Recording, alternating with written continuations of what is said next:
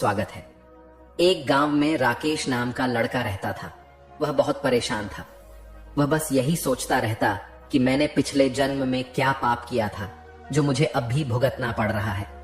एक दिन उसे पता चला कि गांव से कुछ दूर एक महात्मा रहते हैं जो सबकी समस्या सुनते हैं। अगले दिन सुरेश उस महात्मा से मिलने के लिए निकल गया। वह पहुंचकर राकेश ने देखा कि महात्मा अपने आश्रम में कुछ लोगों को उपदेश दे रहे थे। तभी सुरेश ने महात्मा को प्रणाम किया और कहा, गुरुदेव, मेरे मन में प्रश्न उठ रहा है। महात्मा ने कहा, भंते, निसंकोच होकर पूछो, आपके मन में वह कौन सा प्रश्न उठ रहा है। तब राकेश ने कहा, गुरुदेव, मैं यह जानना चाहता हूं कि कुत्ते को एक टुकड़ा रोटी खिलाने से मनुष्य को कौन सा फल मिलता है। तभी ने बताया, अगर मनुष्य कुत्ते को रोटी खिलाने के 8 फायदे जान जाए तो कभी दुखी नहीं होगा।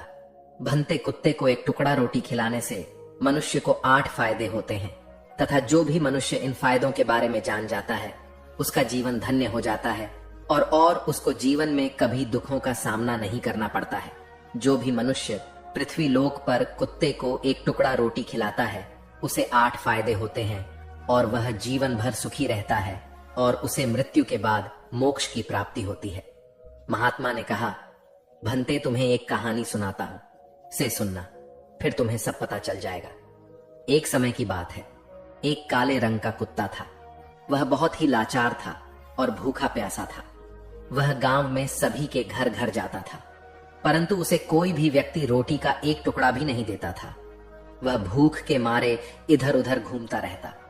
एक दिन वह गांव के बाहर नदी के किनारे एक आश के आश्रम पर पहुंच गया और आशी से कहने लगा, हे महात्मा, मुझे लगता है आप बहुत ही विद्वान तथा ज्ञानी हैं, इसीलिए मैं भूखा प्यासा आपके पास आया हूं।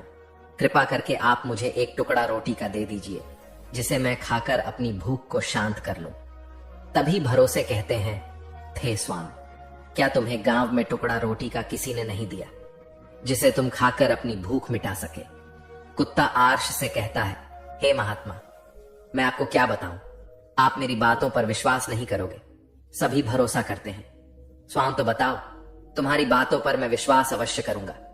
मुझे तुम बहुत ही लाचार दिखाई पड़ते हो। तभी वह कुत्ता कहता है, ठीक है महात्मा, मैं आपको अपनी बात बताता हूं। कुत्ता कहता है, हे महात्मा, दुनिया के लोगों, हम पर रहम करो। हमारा कोई घर नहीं होता है, कोई आसरा नहीं होता है, कमाकर खाना हमें नहीं आता है, हमें वस्त्र पहनने का ज्ञान नहीं है, इसलिए सर्दी गर्मी और बरसात में हमें ऐसे ही घूमते रहते हैं। हमें पढ़ना लिखना भी नहीं आता। महात्मा, आपकी तरह हमें अनुशासन नहीं आता, हमें आपकी तरह बोलना नहीं आता। यह हमारा दुर्भाग्य ही समझ लीजिए, परंतु हमें आपकी तरह भूख भी लगती है। चोट लगने पर हमें आपकी तरह पीड़ा भी होती है। हमें आपकी तरह रोना भी आता है। बस इन्हीं 3 कामों में हम आपकी बराबरी करते हैं, इसलिए हम पर दया दिखाइए। हमें और कष्ट मत दीजिए। ईश्वर ने तो हमें वैसे भी कष्ट देकर ही भेजा है, ऊपर से आप लोग हमें परेशान करते हैं। हम आपकी तरह मनुष्य नहीं हैं, हम पराधीन जीव हैं। जब हमारा जन्म हुआ उस समय हमारे आंख कान बंद थे। कह नहीं सकते हैं कि उस समय आपके जन्म पर जैसे नाच गाना होता है, बाजे बजते हैं, खुशी मनाई जाती है। हमारे जन्म पर भी ऐसा हुआ होगा। हमारे जन्म पर किसने खुशी मनाई होगी। हम जिस बिछौना पर थे वह रुई का नरम तो था, सर्दी बिल्कुल नहीं लगती थी। मैं मन में सोच रहा था कि किसी बड़े घर में पैदा हुआ हूं, लेकिन जब हमारी आंख खुली तो मैंने देखा कि हमारी माँ, जिसे आप लोग कुतिया बोलते हो, अपने 5 बच्चों को छाती से चिपकाकर एक रुई के ढेर में पड़ी थी।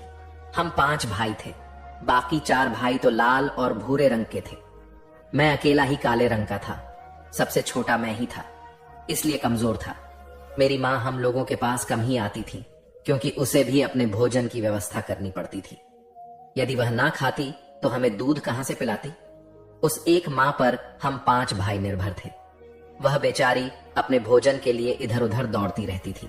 कभी भोजन मिल भी जाता था, कभी नहीं भी मिलता था, लेकिन वह हमेशा हम 5 का बड़ा ख्याल रखती थी।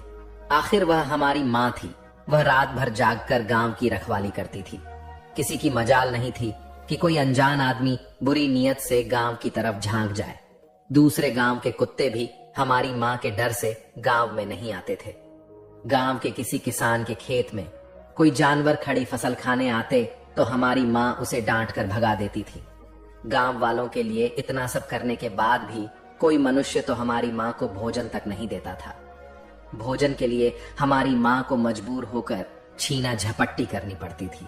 कई बार तो लोग उसे लाठी डंडों से पीट पीट कर भगा देते थे।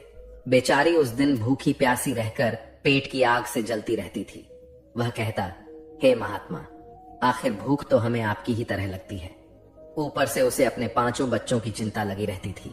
आखिर माँ थी, भूख उसे चैन से बैठने नहीं देती थी और गांव वालों का भी उसे देखकर हृदय नहीं पसीजता था। तो बेबस होकर उन लोगों के घरों में चोरी से घुसना पड़ता था और खाने की कोई चीज मिल जाती तो उसे खाकर अपने पेट की आग बुझा लेती थी। कई बार तो लोग उसे खाने की वस्तु ले जाते हुए देखते तो लाठी डंडे लेकर उसके पीछे पड़ जाते थे।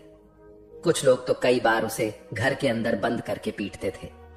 हमारी माँ का बुरा हाल कर देते थे। फिर वह कुत्ता महात्मा से कहता है, हे महात्मा, हमारी माँ ने क्या बिगाड़ा था? उसने सिर्फ अपने पेट के लिए भोजन ही तो चुराया था।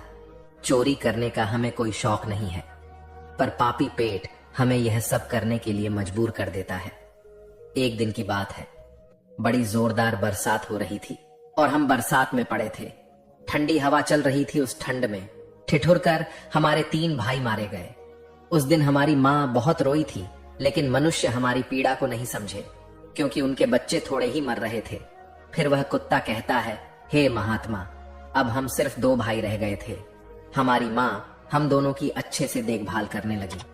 फिर एक दिन उसी गांव में एक सेठ के घर पर दावत चल रही थी और अनेक प्रकार की मिठाइयां बन रही थीं। सेठ जी के घर काफी मेहमान आए हुए थे।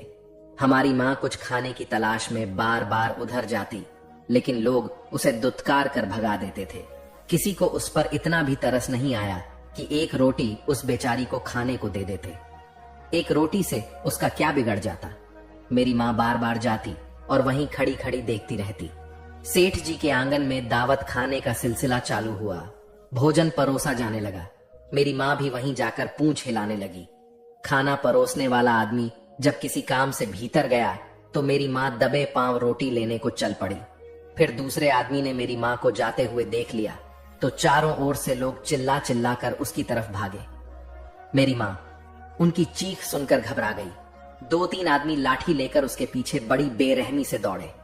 मेरी माँ वहां से घबरा कर भागने लगी, परंतु उसे वहां से निकलने का कोई रास्ता नहीं मिला क्योंकि सामने से लोग लाठी डंडे लेकर आ रहे थे।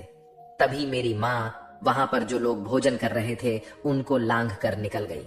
आगे वह कुत्ता कहता है, हे मुनिवर, मेरी माँ अपने निकलने पर इतनी हैरान नहीं थी जितना कि उन लोगों को देखकर हुई थी जो वहां पर दावत खा रहे थे। वह सब उठकर खड़े हो गए। उन्होंने भोजन करना छोड़ दिया और कहने लगे कि कुतिया के लांघ जाने के कारण भोजन भ्रष्ट हो गया है। सब एक दूसरे से विचार विमर्श कर रहे थे कि अब क्या किया जाए। खाना तो सब खराब हो गया है। फिर सेठ जी फूट फूट कर रोने लगे। कुछ लोग तो यह भी कह रहे थे कि भाई कुतिया के लांघने से भोजन खराब कैसे हो गया? उसने खाने में मुंह थोड़ी डाला है, सिर्फ ऊपर से लाकर ही तो गई है। और कहने लगे, शहरों में तो लोग कुत्ते को पालकर घर के अंदर सुलाते भी हैं और खिलाते भी हैं, तो इसमें कोई बुरी बात नहीं है। अगर कुतिया लांघ कर गई है तो भोजन खराब नहीं हुआ है। लेकिन उनमें से कुछ लोग बड़े घरों से ताल्लुक रखते थे, उन्होंने एक भी नहीं चलने दी। वह सभी कह रहे थे कि भोजन तो भ्रष्ट हो गया है, यह हमारे खाने के लायक नहीं है।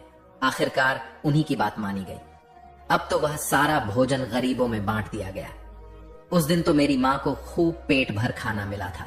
ऐसा सुख उसने जीवन में कभी नहीं पाया था, लेकिन वह सुख उसके लिए बड़ी मुसीबत बन गया।